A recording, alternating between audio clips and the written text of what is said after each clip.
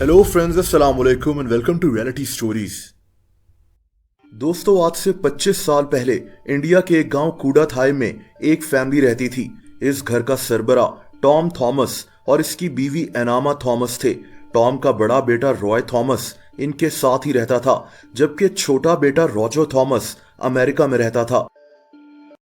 ये 1997 की बात है, जब रॉय की शादी जुलियामा जोसेफ नाम की लड़की से हो गई।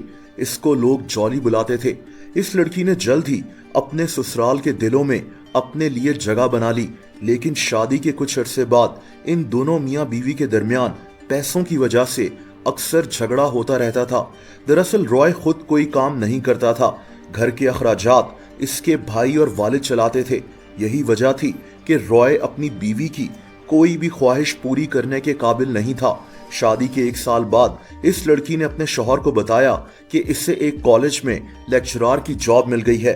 अब ये लड़की घर पर रहने के बजाय ज्यादातर अपनी नौकरी की वजह से घर से बाहर रहती थी।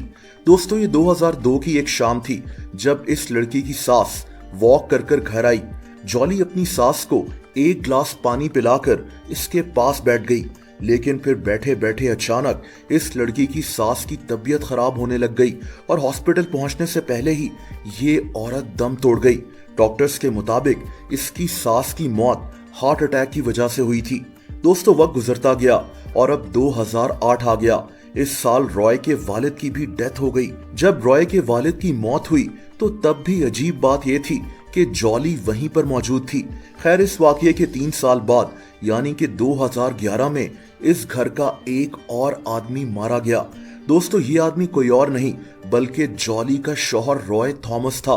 रॉय की अचानक मौत पर इसके मामू मैथ्यू को जॉली पर शक होने लगा। इसको लगता था कि रॉय की मौत के पीछे इसकी अपनी बीवी जॉली का हाथ है।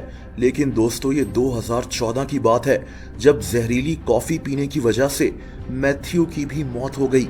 इस खानदान के 4 लोग बगैर किसी बीमारी के अचानक से मर चुके थे, लेकिन अमवात का ये सिलसिला यहाँ भी नहीं रुका।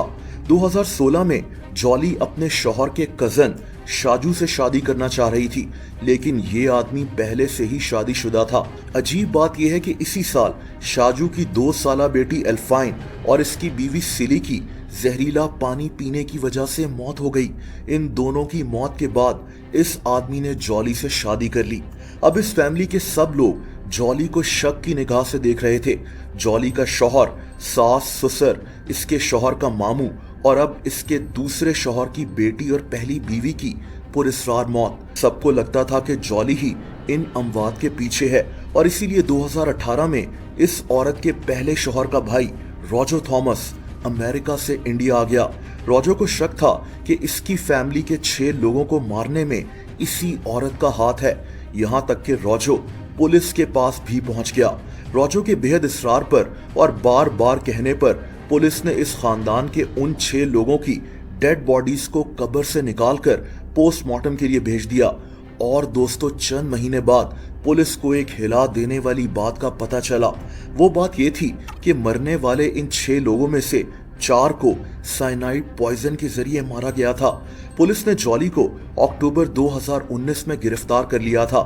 ये औरत पहले तो इस जुर्म को मानने के लिए तैयार ही नहीं थी, लेकिन पुलिस ने जब इस औरत से थोड़ी सख्ती की तो इसने अपने सारे जुर्म कबूल कर लिए।